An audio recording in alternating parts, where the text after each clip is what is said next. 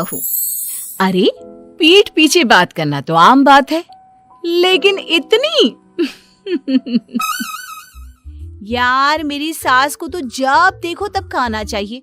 देखती नहीं है कि मैं क्या कर रही हूँ। बस बहू प्लेट लगा दे, बहू रोटी बना दे। अरे पता हुआ क्या हुआ कल? तो ये है रीटा। इनको दुनिया के हर गम ने घेरा है। इनके अनुसार यही तो है जिनसे ये कायनात चल रही है, और यही है जिनके पास जीवन का सारा दुख है। अरे यार तुम लोग मेरे घर आओ ना, मैं पार्टी करती हूँ। बोलो कौन कौन क्या क्या खाएगा? यार कुछ हल्का सा स्नैक्स ही बना लेना। यार मेरे लिए तो कुछ हेल्दी ही रखना। वैसे भी ना तेरे घर तेरी सास के बारे में सुन कर ना बहुत डर लगता है। बस अब क्या था, किसी ने रीटा की दुखती रग पकड़ ली वाली बात हो गई। ना पूछ मेरी बहन, मेरी सास ने तो स्यापा ही पा रखा है। अरे पता चलेगा ना कि मेरी सहेलियां आ रही हैं, देखना कैसे मुंह बन जाएगा उनका।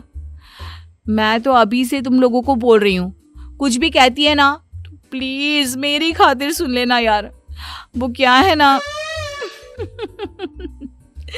सहेलियां एक बार फिर से कान में हाथ लगाती है कि रीटा अपनी सास की बुराई शुरू कर देती है तो शुरू ही हो जाती है। खैर बाद में रीटा तो वहां से चली जाती है, लेकिन उसके जाने के बाद यार इसकी बातों से तो लगता है कि इसकी सास खूंखार है, तो क्यों चल रहे हैं हम लोग उसके घर फिर?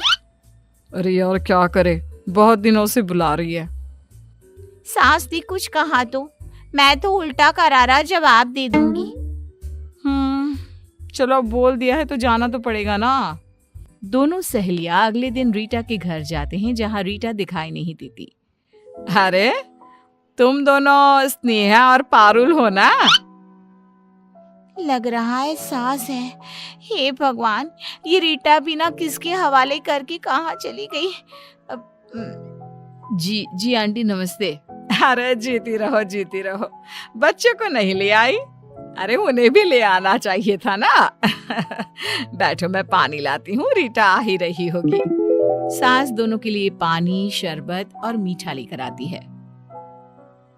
आंटी रीटा कहाँ है? वो क्या है ना, आज वो जल्दी उठ गई थी तो अभी सो रही है। मुझे तो बाद में बताया कि तुम लोग आ रहे हो। बेटा खाना तो मैंने जैसे तैसे ही बनाया है, खाकर बताना कैसा लगा। बाकी और बताओ।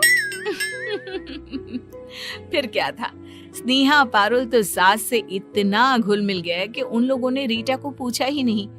खाना पीना करके वो निकल रहे थे कि अलसाई सी अंगड़ाई लेती रीटा सामने खड़ी हो जाती है।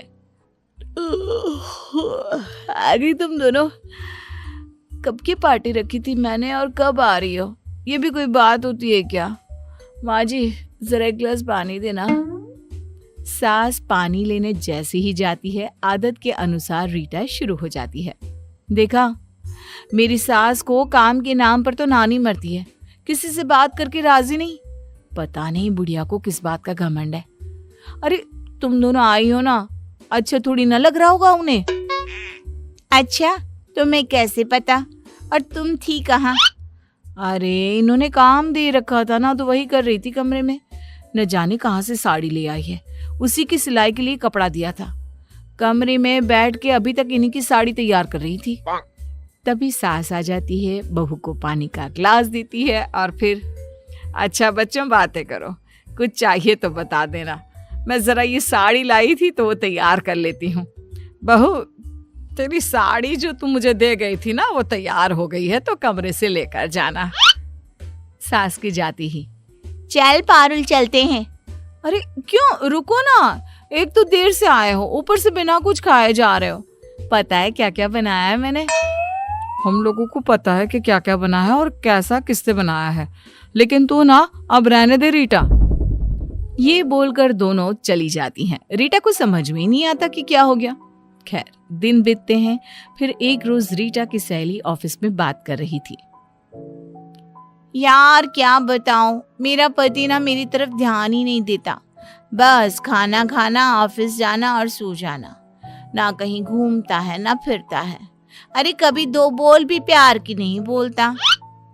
रीटा देखती है कि सारे लोग उसकी बात सुन रहे थे, वो समझ जाती है कि लोगों की सिंपैथी सास के नाम पर नहीं पर पति के नाम पर जरूर मिलेगी।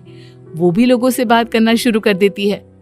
एक दिन वो जानबूझकर मुंह लटकाकर बैठ जाती है। अरे क्या हो गया रीटा, सब ठीक है ना? सब ठीक। लोगों का ध्यान अपनी ओर करने के लिए रीटा को जो चाहिए था वो मिल रहा था। फिर क्या बताऊं, मेरी तो जिंदगी से सारी उमंगे तरंगे ही खत्म हो गई हैं। अरे क्या हो गया? तभी वहां स्नेहा आ जाती है। क्या सास की फिर कोई बात है? अब तो रहने दे रीटा। सास की नहीं पति की है। पर चल छोड़, तुम लोगों को तो लगता है ना कि मैं ऐसे ही बोलती रहती हूँ। तभी एक नया लड़का जिसने अभी अभी ऑफिस ज्वाइन किया था वो रीटा के पास आता है। क्या बात है रीटा, हम लोगों से शेयर कर सकती हो? अरे भाई, हम भी फैमिली से कम थोड़ी ना है। ऑफिस में कितना समय हम साथ में रहते हैं। रीटा भी, जो कि सिर्फ पति की बुराई कर लोगों से सिंपैथी लेना चाहती थी। क्या बोलूं, मेरे पति तो सिर्फ मेरे पैसे से प्यार करते हैं। स्नेहा, जो कि पहले से ही रीटा को समझती थी। कौन से पैसे? तेरे पास पैसे कहाँ से आ गए? अरे यही जो मैं कमाती हूँ। कहते हैं सारे पैसे मुझे दिया कर, नहीं देती हूँ तो मारते भी है। अभी कल ही की बात है। अब क्या था, रीटा को एक नया टॉपिक मिल गया, पति। वाह क्या बात है, पति की थोड़ी सी बुराई और देखो कैसे लोगों का जमावड़ा मेरे आसपास लगा रहता है। लेकिन उसे ये नहीं पता था कि लोग उसके पास क्यों आते हैं। अरे पति से परेशान हो तो हमें बताओ, हम बात करते हैं। और तुम्हारे जैसी बीवी हमारी हो ना तो भाई। लड़कियां तो रीटा को समझ चुकी थी, लेकिन लड़के वो अपने ही तरीके से रीटा से मजे लिए करते थे। एक दिन, यार क्या पता रीटा सच में परेशान हो। मुझे भी लग रहा है यार, सास तक तो हर कोई परेशान हो ही जाता है, लेकिन पति। अरे इसका पति तो कितना मानता था ना इसको। हाँ, लेकिन यह आदमी की जात ना कब मानना बंद कर दे पता ही नहीं चलता। दोनों सहेलियों को अब रीटा पर रहम आ जाता है। वहीं घर पर, रीटा ये फोटो देखो कैसी लग रही है। हम दोनों कैसे मेड फॉर ईच अदर लग रहे हैं ना।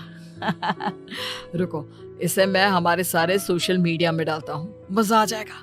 लोग देखते रह जाएंगे और अच्छी अच्छी बातें भी लिख दूंगा, ठीक है ना? पति के मुंह से इतनी प्यारी बात सुनकर तो हर बीवी खुश हो जाए, लेकिन रीटा अब, अरे नहीं नहीं नहीं, प्लीज नहीं। नहीं मतलब क्यों नहीं? अरे वो मेरी दोस्त है ना, पारुल और स्नेहा। कौन, वो ऑफिस वाली? क्या हो गया? बस रीटा के अंदर का जो टैलेंट था ना लोगों की बुराई करने वाला, वो जाग जाता है। अरे वो कुछ नहीं, बस वो क्या है ना, जलती है दोनों मुझसे। रहा नहीं जाता मेरी खुशी देखकर। याद है वो 4 महीने पहले मैंने अपनी और तुम्हारी फोटो लगाई थी, जल कुकड़ गई थी दोनों। अरे तो जलने दो ना, क्या हो गया? बीवी हो तुम मेरी, जमाने को तो पता चले कि मैं कितना प्यार करता हूँ तुमसे। और हाँ, ये ना नौकरी वोकरी छोड़ दो। देखो कैसी शक्ल बन गई है, मुझे नहीं चाहिए तुम्हारे पैसे। बीवी को तो पता था कि वो पूरे जमाने से क्या बोल रही थी पीठ पीछे, क्या बात कर रही थी पति के बारे में। और अगर सोशल मीडिया में ये आ गया तो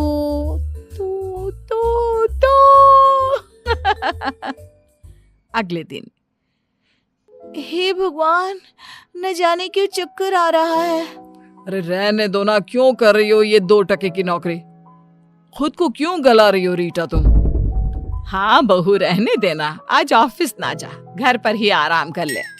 ना माँ जी, आज तो जाना जरूरी है, सैलरी का वक्त है और काम भी बहुत है। क्यों करना है काम? घर पर रहो ना, क्या जरूरत है नौकरी की, मैं कर तो रहा हूँ। अरे नहीं नहीं, घर के अंदर तो मैं पागल हो जाऊंगी। ना बाबा ना।